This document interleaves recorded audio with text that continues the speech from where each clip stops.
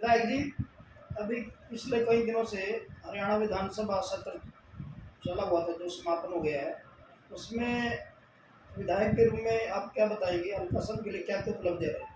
थोड़ा प्रेस को बताएं सर। देखो, ये बजट सत्र था और बहुत ही बढ़िया सत्र चले आई। हाँ सर। और इसमें मेरे हिसाब से काफ़ी अच्छा ये सत्र में असंध हल्के के लिए भी रहा है। मैंने 7 सवाल लगाए थे, उसमें से 4 तो मेरे सवाल लगे। फिर बहुत सारी बातें 0 आवर में भी उठाई मैंने। तो उसमें से जैसे हॉस्पिटल 100 बेड का और विद ट्रामा सेंटर फैसिलिटी सरकार ने हाँ भर दी है। म्यूनिसिपल कमेटी को एरिया बढ़ाने के लिए और अनऑथराइज्ड कॉलोनी अप्रूव करने के लिए कहा था, उसकी भी उन्होंने हाँ भरी है। स्टेडियम की मंजूरी पहले आ चुकी है। एक स्पोर्ट्स कॉलेज का लगाया था, तो स्पोर्ट्स कॉलेज का भी उन्होंने कहा है कि हम पहले इंफ्रा का आप करवा लो और उसके बाद जैसे ही यूनिवर्सिटी अभी अभी नई नई बनी है, शुरुआत करी है, बिल बनया उसका यूनिवर्सिटी का, जैसे यूनिवर्सिटी एक्शन में आएगी तो फिर हम आगे कॉलेजों को एफिलिएट करेंगे, तो उस टाइम इसको स्पोर्ट्स कॉलेज में बदल देंगे जो भी यहाँ फैसिलिटी हो। तो ये बहुत बड़ी उपलब्धियाँ हैं। इसके अलावा मैंने बड़े में एक पॉलिटेक्निकल कॉलेज के लिए कहा था, वो सवाल इस बार नहीं लगा। एक लड़कियों का पॉलिटेक्निकल कॉलेज मैंने जलमाना के लिए कहा था, सवाल लगाया, और एक डिस्ट्रिक्ट बनाने का सवाल लगाया था, वो 3 सवाल नहीं लगे, वो अगले सेशन में देखेंगे।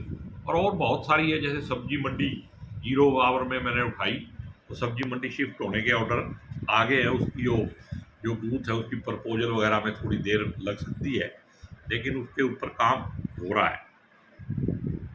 जहाँ अनाज मंडी में बैठे हैं, यहाँ की सीवरेज आज ही एक्सीएन और एसडीओ सारे यहाँ घूम रहे हैं। ये सफाई इसी वजह से हो रही है कि सेशन में इसका मुद्दा उठाया, और यहाँ से पानी निकालने का भी वो कह रहे हैं कि अब हम ऐसा इंतजाम कर देंगे भी जितना भी पानी भरे 1-2 घंटे में वो निकासी हो जाए उसकी, ऐसी दिक्कत अब नहीं आएगी। और अब छोटी मोटी बातें और भी बहुत थी। एक जैसे बिल आया अपेक्स को लेके, तो उसमें एक ऐसी क्लॉज रख दी थी उन्होंने कि कोई भी रजिस्ट्री करानी हो, जो अपेक्स का मेंबर है जिसने लोन ले रखा है, तो उस पर मैंने ऑब्जेक्शन उठाया था। भाई अपेक्स में तो कुछ गारंटी नहीं होती, वो तो बिना गारंटी के लोन है। गरीब आदमी का भी है जिस पे ना जमीन है ना कुछ है, छोटा मोटा घर हो सकता है बगड़ में, तो उन लोगों को आप कैसे इस चक्कर में फंसाते हो। खैर उन्होंने, वो मंत्री जी ने वो बिल वापस ले लिया और अमेंडेड बिल आके ले आएंगे, वो थोड़ा कन्फ्यूजन लिखने में गलती थी। बाकी अपना जहाँ तक असंध की जनता ने मेरे को आशीर्वाद दे के वहाँ तक भेजा है, तो मैं भी 75-80% तक सेटिस्फाई हूँ कि जितना टाइम मिलता है मैं उसका सदुपयोग करता हूँ और अपने हल्के की जनता की आवाज़ वहाँ उठाता हूँ, और उस पर आवाज़ उठाने की वजह से सुनवाई भी हो रही है। ऐसे छोटे छोटे काम जो हैं इसी वजह से जल्दी हो रहे हैं।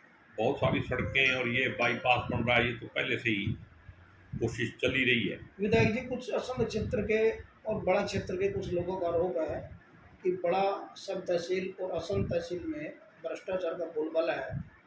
इसके बारे में कुछ रजिस्ट्री देखो, कुछ मेरे पास कंप्लेंट भी आई है। हाँ सर।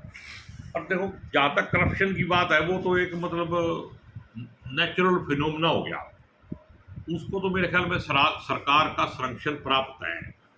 करप्शन तो करनाल में देखो कितनी बड़ी करप्शन है, और मैं तो विजिलेंस के जो भी एसपी साहब, जो भी अफसर इसकी जांच कर रहे हैं, उनको भी रिक्वेस्ट करूंगा कि वो बड़ा और असंध की तहसील को भी इसमें शामिल करें।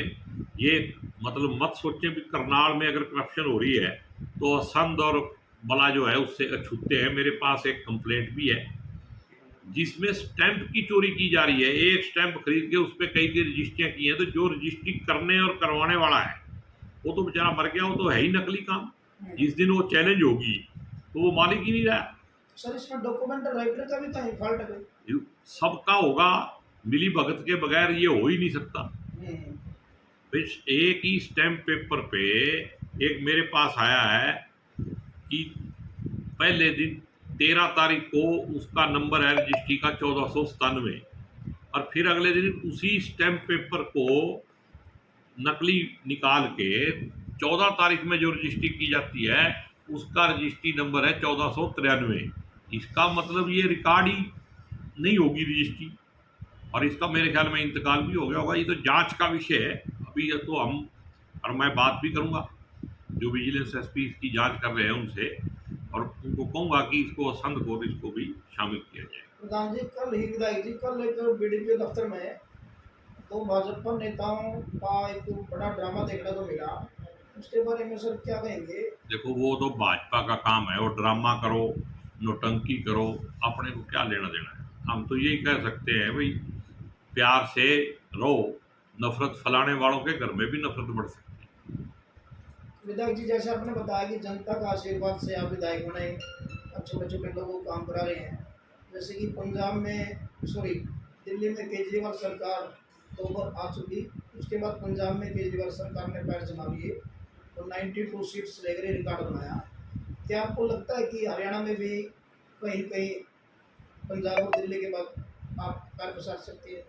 और देखो, एक बात है, इसका असर तो हो गई। हाँ सर। ये तो नहीं हो सकता कि इसका असर नहीं होगा। और बहुत सारे लोगों को जिनको जल्दी एमएलए बनने की है वो भाग भाग के जाएंगे भी, लेकिन इतनी जल्दी कामयाबी होगी या नहीं होगी इसके बारे में तो कहना अभी मुश्किल है। अभी बहुत समय लगेगा पार्टी बना के चलाना, संगठन बनाना। तो क्या इसमें क्या आपको लगता नहीं कि संगठन का मजबूत है? संगठन अभी तक तो मजबूत नहीं है, लेकिन अगर बढ़ाएंगे तो मजबूत हो जाएगा। तो सर एक बात और बताएं, पूर्व विधायकों की पेंशन बंद कर दी गई और उनसे सिक्योरिटियाँ तक भी छीन ली गई पंजाब सरकार द्वारा, दिल्ली सरकार के बाद, इस फैसले को कैसे लेते हैं सर? ठीक देखो, है ये ना? तो पंजाब सरकार का मामला है। वहाँ पे कुछ लोगों को बहुत बहुत ज़्यादा सिक्योरिटी मिली हुई थी, हाँ सर। तो अगर उन्होंने कुछ फैसला किया होगा, सोच समझ के किया होगा, मेरे को ज़्यादा जानकारी नहीं है। लेकिन एक बात मैं ज़रूर कहता हूँ कि जिस तरीके से पंजाब के लोगों ने आप पार्टी को समर्थन दिया था, तो मैंने बहुत सारे लोगों के बयान सुने हैं। हाँ सर। जैसे ही उन्होंने राज्यसभा की 5 सीटें बांटी, तो पंजाब के लोग इस बात से निराश है। उसमें कोई भी भगत सिंह की पगड़ी बांध के उसके गांव में ओथ लेने से कोई आदमी भगत सिंह नहीं बन जाता। भगत सिंह बनने के लिए भगत सिंह को अपने आचरण में, अपने व्यवहार में डालना पड़ता है। तो जो 5 आदमियों को टिकट दी गई, उनमें कोई भगत सिंह का आपको चेहरा दिखाई देता है? उनमें से किसी का, किसी आदमी में आपको भगत सिंह का कोई आचरण, व्यवहार, उसकी जिंदगी से मिलता जुलता कुछ नजर आता है? मेरे को तो भगत सिंह और बाबा साहब अम्बेडकर वहाँ नजर आया नहीं कहीं। वहाँ तो बड़े बड़े मगरमच्छ थे, रानी अमानी 2 और पैदा कर दिए।